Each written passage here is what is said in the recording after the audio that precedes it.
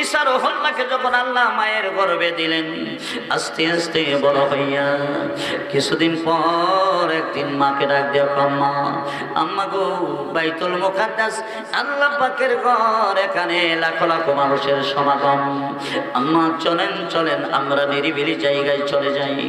মা নিরিবিলি আল্লাহকে ডাকতে সুবিধা, আল্লাহওয়ালারা নিরিবিলি আল্লাহকে ডাকে, ঠিক কিনা? আমার ভাইয়েরা, আল্লাহওয়ালা যারা, তারা নিরিবিলি আল্লাহকে বেশি ডাকে। মানুষগুলো যখন ঘুমিয়ে যায়, পশু পাখি যখন ঘুমিয়ে যায়, আল্লাহওয়ালারা তখন উঠিয়া ওযু বানাইয়া তাহাজ্জুদের নামাজের মধ্যে দাঁড়াইয়া যা, ঠিক কিনা? ওয়াল্লাযীনা ইয়াবিতুনা লিরাব্বিহিম সুজদাও ওয়া কিয়ামা। আল্লাহ বলেন, আমার বান্দা যারা, এরা রাত্রে বেলা ইবাদত করে, জোরে কোন সুবহানাল্লাহ, এরা তাহাজ্জুদ পড়ে, রহমানের বান্দারা তাহাজ্জুদ পড়ে। আমার ভাই ঈসা রুহুল্লাহ বলেন, মা, ও মা, চলো গো আমরা নিরিবিলি জায়গায় চলে যাই। মা নবীরা যে মার খেদমত করেছে বোঝাইবার জন্য বলছি। বন্ধুরা, এই আয়াত নিয়ে যদি কয়েকদিন ওয়াজ করি, ওয়াজ শেষ হবে না রে বন্ধু। মারিয়াম আলাইহিস সালামকে ডাক দিয়ে বলেন, আম্মা লন নিরিবিলি জায়গায় চলে যাই। মারিয়াম আলাইহিস সালাম বলেন, ও ঈসা, বাবা মাকে নিয়ে কোথায় যাইবা মা? লেবাননের পাহাড়ে চলে যাব। সুবহানাল্লাহ বলেন, লেবাননের পাহাড়ে চলে যাব, যেই পাহাড়ে কোনো মানুষ 300 বছর ধরে যায় না। সুবহানাল্লাহ। মারিয়াম আলাইহিস সালাম, ওনার মনে খুশি, নিজের সন্তান ইবাদত বন্দেগী করলে কিভাবে ভালো হবে মারে জ্ঞান দেয়। আল্লাহ তো ওনারে নবী বানাইছেন, জোরে কোন ঠিক কিনা? মাকে নিয়ে লেবাননের পাহাড়ে উঠে গেলেন। আমার ভাই, ওই পাহাড়ে নাই কোনো খাবার, নাই কোনো ফল ফসলাদি, তরি তরকারি, পাথরের পাহাড়। মাকে নিয়ে ওখানে থাকেন, গাছের পাতা খা আর বৃষ্টির পানি পান করে, এইভাবে ইবাদত করে। দেখতেছেন মায়ের চেহারাটা যেন মলিন মলিন হয়ে যায়। ঈসা রুহুল্লাহ ডাক দে, মা, মা, যদি পারমিশন দাও, আমি পাহাড়ের পাদদেশে যাইয়া কিছু ফল ফসলাদি তোমার জন্য আনবো। জোরে কোন সুবহানাল্লাহ। কার খেদমত? জোরে বলেন কার? মার মনটা খুশিয়ে ভরে গেছে রে ভাই। এ যুবক,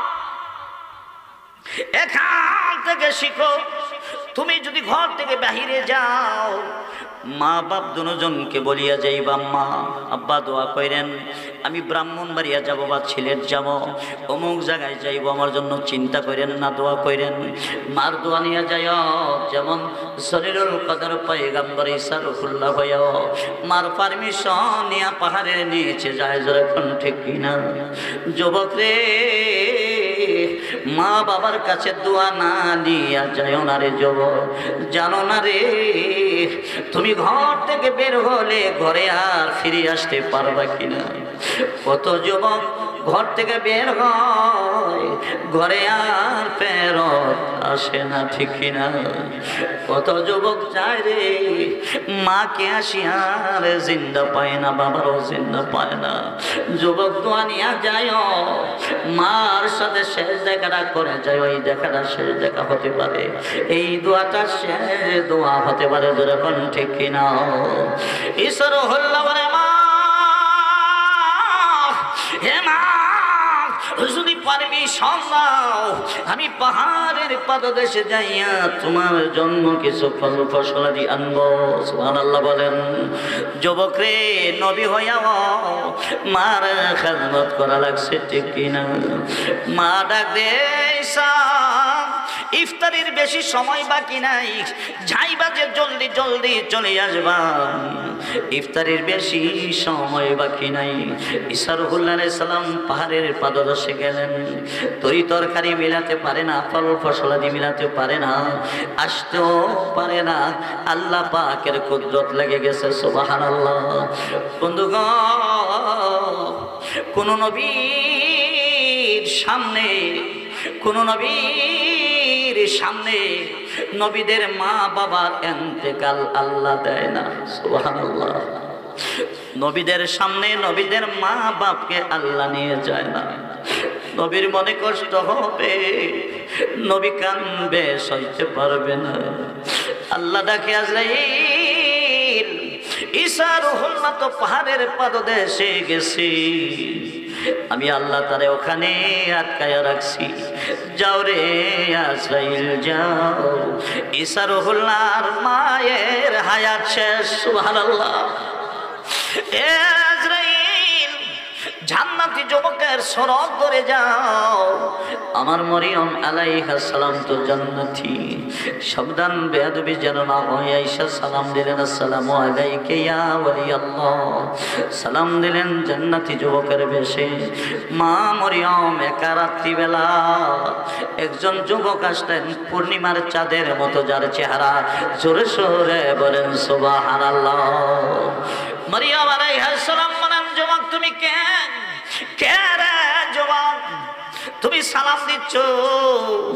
আমার তো ভয় লাগছে, তোমার সালামের আওয়াজটা কেমন যেন ভয়ানক আওয়াজ, তোমার চাওয়াটা কেমন যেন ভয়ানক চাওয়ারে যুবক। ইসরাইল ডাক দে, মারিয়াম আমি লেবাননের বাসিন্দা নয়, আমি এই জমিনের বাসিন্দা নয়, আমি হইলাম ওই যুবক, যেই যুবক মায়ের কোল থেকে বাচ্চা কেড়ে নেই। আমি হইলাম ওই যুবক, যেই যুবক মার কোল থেকে বাচ্চা নিয়ে যায়।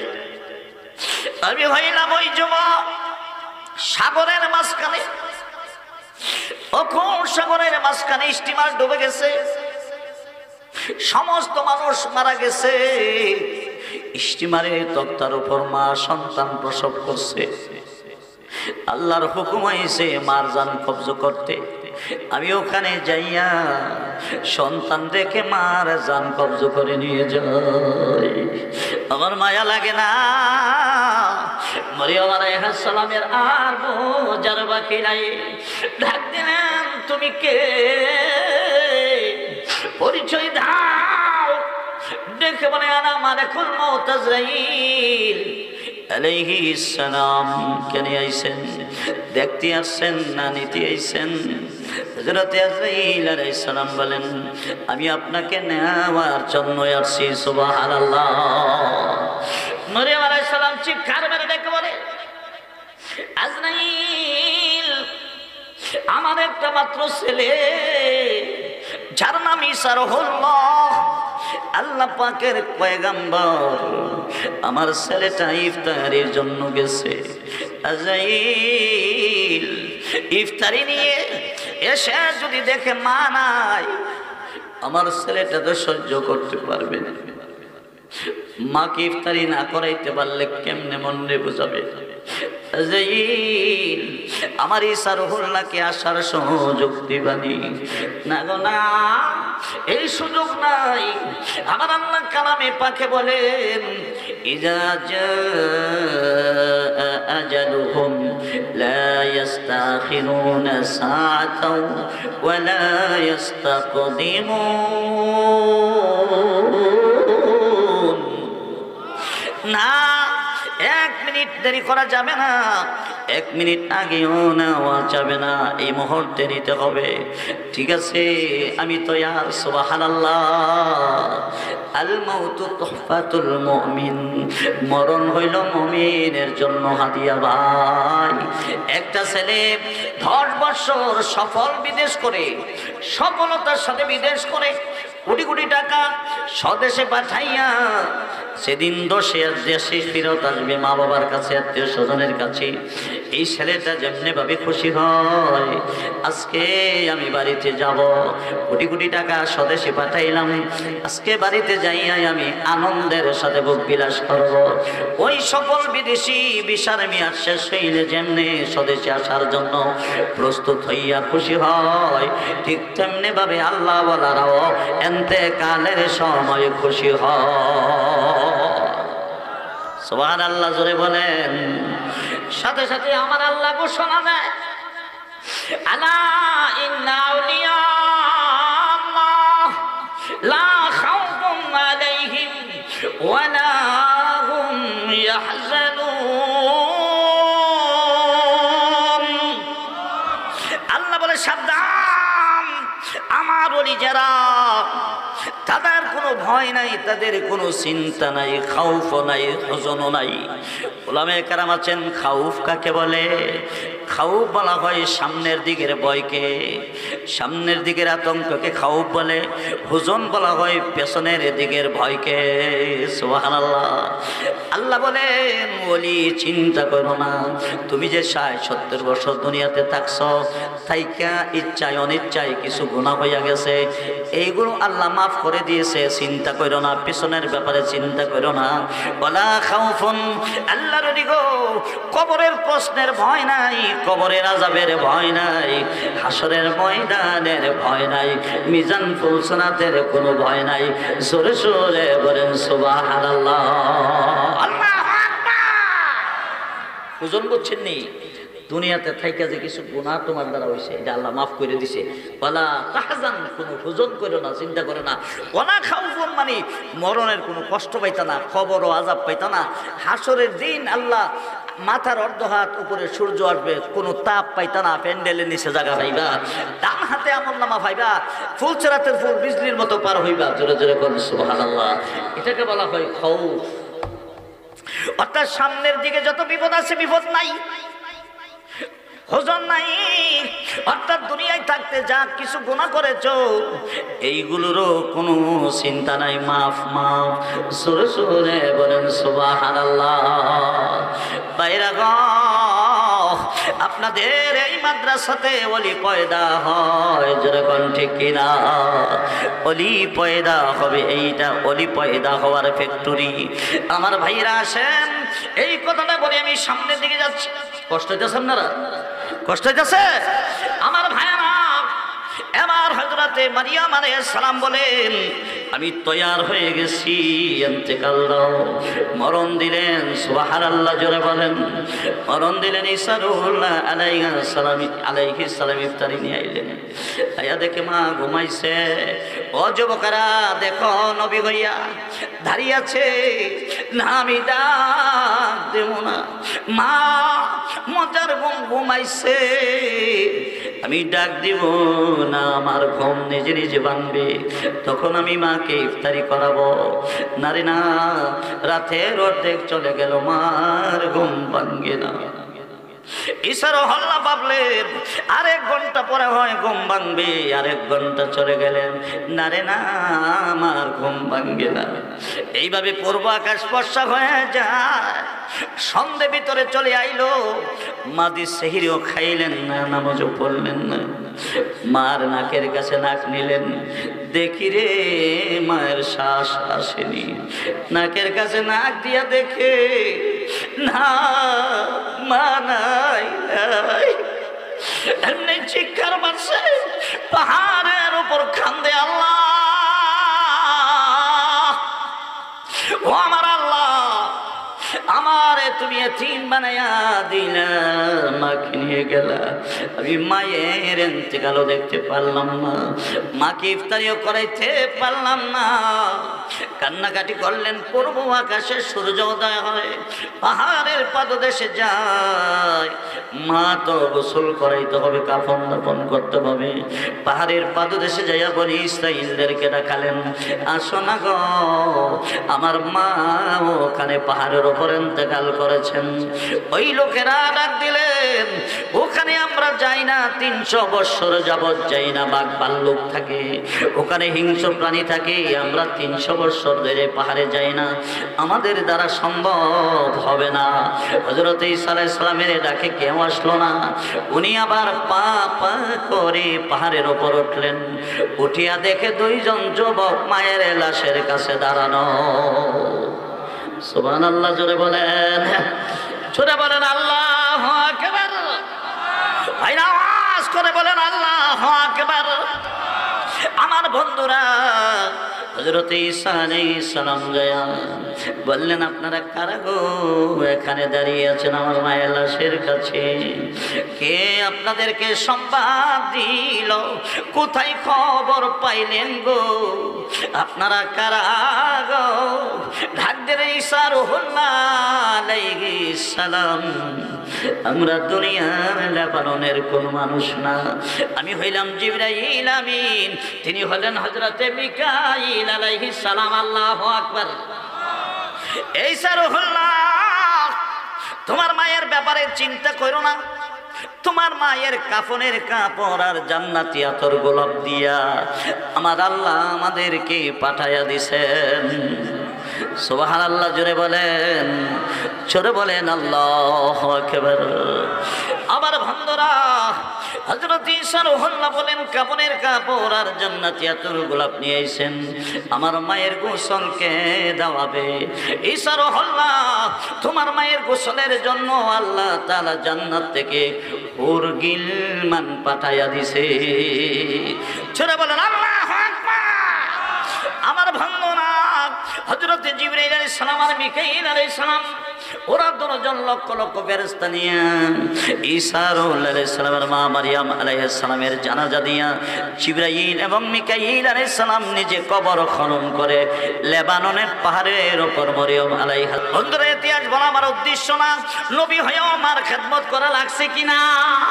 তাই তো আমার আল্লাহ কালামে পাকে সূরা বনী ইসরাঈলের 23 নম্বর আয়াতে বলেন, ওয়া কাযা রাব্বুকা আল্লা তা'বুদু ইল্লা ইয়্যা ওয়া বিল ওয়ালিদাইনি ইহসানা ইম্মা ইয়াবলুগান্না ইনদাকাল কিবারা আহাদুহুমা أو كلاهما فلا تقل لهما أف ولا تنهرهما وقل لهما قولا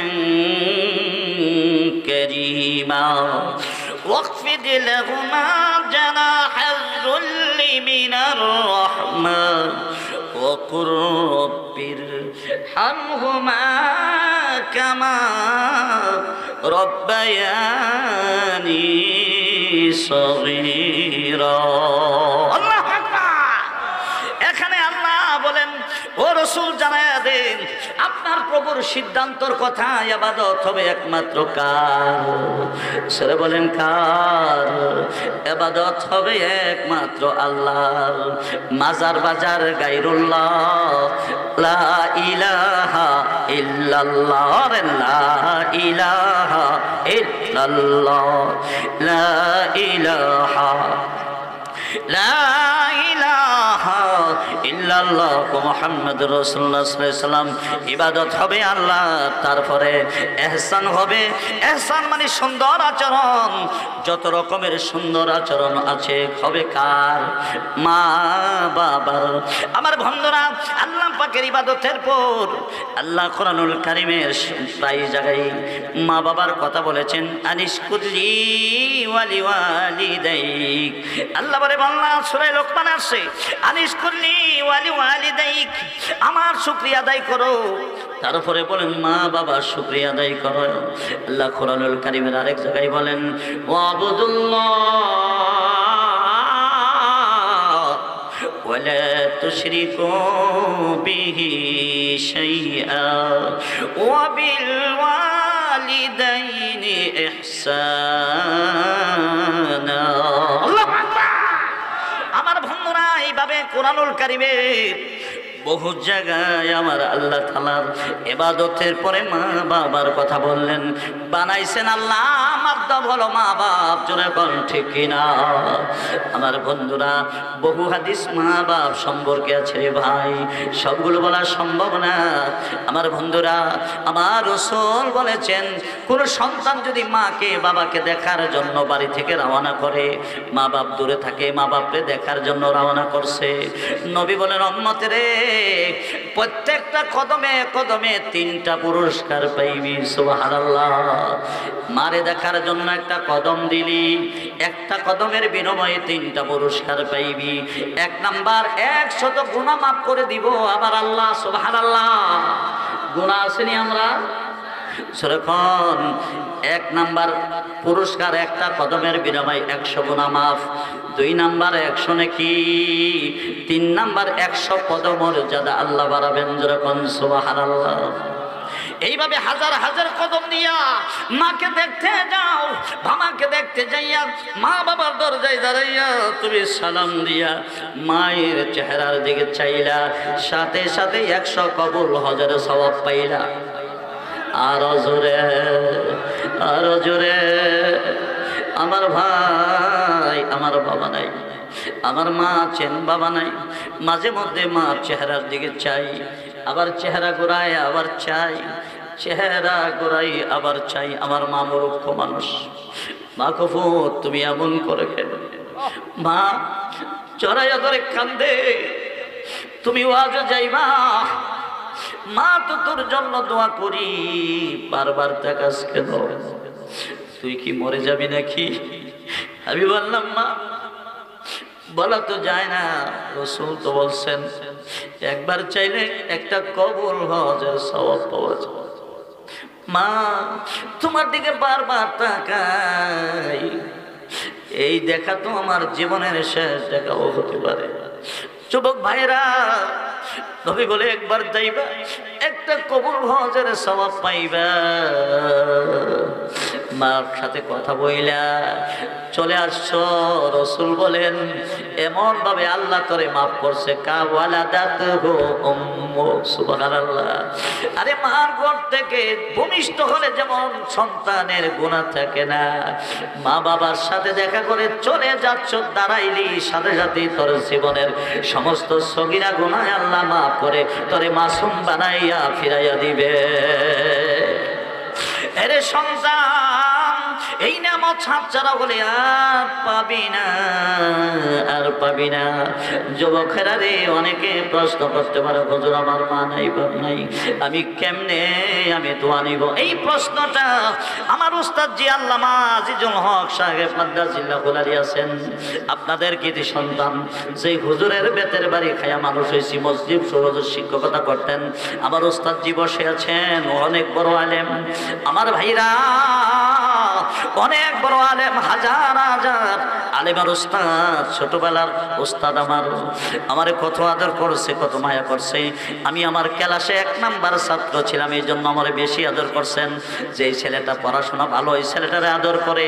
ওখানে শেষ করে আমি আবার শহীদপুর মাওলানা জয়নুল আবদিন সাহেব রহমতুল্লাহ আলাইহি, আপনাদের এলাকার জনপ্রিয় বক্তা ছিলেন জয়নুল আবদিন সাহেব, জয়নুল আবদিন শহীদপুরি বাকাইলি, উনি আমার উস্তাদ। এই মাদ্রাসায় আমি 1 নম্বর ছিলাম। ওখানে পড়াশোনা শেষ করে অষ্টগ্রাম গেলাম।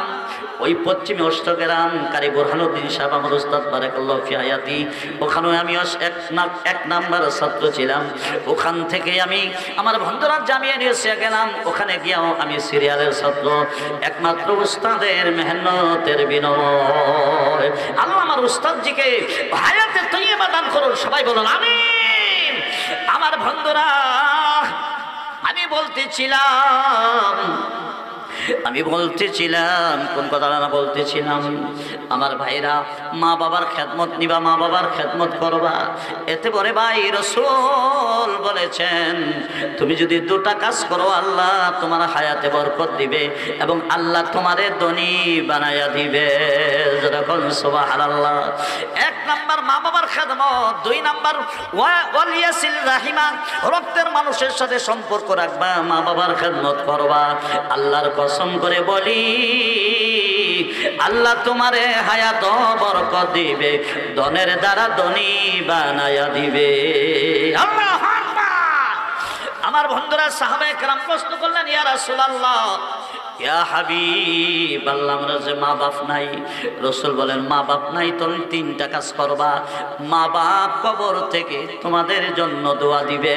সুবহানাল্লাহ। একজন মানুষ লড়বেন না, কয়টা কাম জোরে বলেন? 1 নাম্বার তুমি নেককার হইয়া যাও। তুমি নেককার হয়ে যাও, তুমি নামাজ পড়ে 5 ওয়াক্ত নামাজ পড়বা আর দোয়া করবা রাব্বির হামহুমা কামা রব্বায়ানি সগীরা। মা বাবার সন্তান যদি নেককার হয়ে যায়, সন্তান দোয়া করো কান্না করো, ফুত হিসাবে এক্সট্রা সওয়াব আল্লাহ মা বাবার কবরে পাঠায়া দেয়। ঠিক তেমনি ভাবে আমার উস্তাদ আমাকে পড়াইছেন, আমি যদি দোয়া নাও করি আমার আমল থেকে কমতে দিবে না আল্লাহ, এক্সট্রা ভাবে আমার উস্তাদের কবরে সওয়াব পৌঁছাবে, ঠিক কিনা?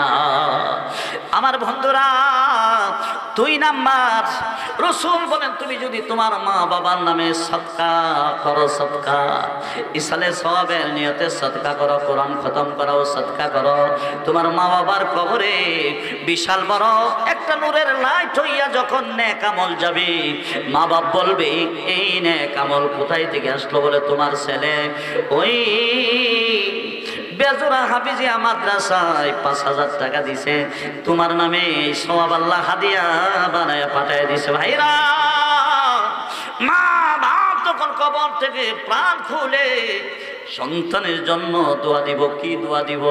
আল্লাহ কোটি কোটি টাকার মালিক বানিয়ে দিও, আমার পুত্রে 10টা পুত দিও না, না আল্লাহ আখেরাতের সামান যোগায়া ইমানের সাথে কবরবাসী বানায় আল্লাহ। কারণ কবরের জগতে সবচেয়ে বড় দামি ঈমান, ঠিক কিনা? সবচেয়ে বড় দামি নেক আমল। 3 নাম্বার রাসূল বলেন, মা বাবার আত্মীয় স্বজনের সাথে ভালো সম্পর্ক রাখবা, চাচার সাথে, দাদার সাথে, কাকার সাথে, মামার সাথে, নানার বাড়ির সাথে সম্পর্ক রাখবা। এই খবরটা মা বাবার কবরে যাবে। মা বাপ তোমার প্রতি অসন্তুষ্ট থাকলেও কবর থেকে তোমারে মাফ করে দিয়া তোমার জন্য প্রাণ খুলে দোয়া করবে। ছোট বলেন আল্লাহু আকবার। আমার বন্ধুরা, অনেকের মা নাই, অনেকের বাবা নাই। মা বাপ থাকলে মা বাপকে খেদমত করতেন, অসুবিধে চিকিৎসা করতেন। আজকে মা নাই, বাবা নাই। মা বাপ থাকতে আপনার কিছুই ছিল না। আজকে ছেলেরা বিদেশে আছে, আপনি লাখ লাখ টাকার মালিক হয়েছেন, মনটা কান্দে রে। যদি মা বাপ থাকতো ইসি রুম বানাইয়া মা বাপকে ঘুম পাড়াইতাম। যদি মা বাপ থাকতো আঙ্গুর নাশপাতি বেদানা প্রতিদিন খাওয়াইতাম। মন কান্দে কি কান্দে না? কান্দে কি কান্দে না? বাবারা, ওই নিয়ত করে আজকে আমি আপনাদের খেদমতে এই মুআজ বিন জাবাল রাদিয়াল্লাহু তাআলা আনহু নুরানিয়া হাফিজিয়া মাদ্রাসাতে আমি এমন 10টা লোক চাই 10,000 টাকা করে এই নবীর বাগানে আমার নবীকে খুশি করার জন্য, আল্লাহকে খুশি করার জন্য, আল্লাহর শ্রেষ্ঠ কিতাব কোরআন শরীফের শিক্ষার জন্য, সহযোগিতার জন্য, দ্বীনের সহযোগিতার জন্য 10টা লোক আমি চাই 10,000 টাকা করে দিবেন।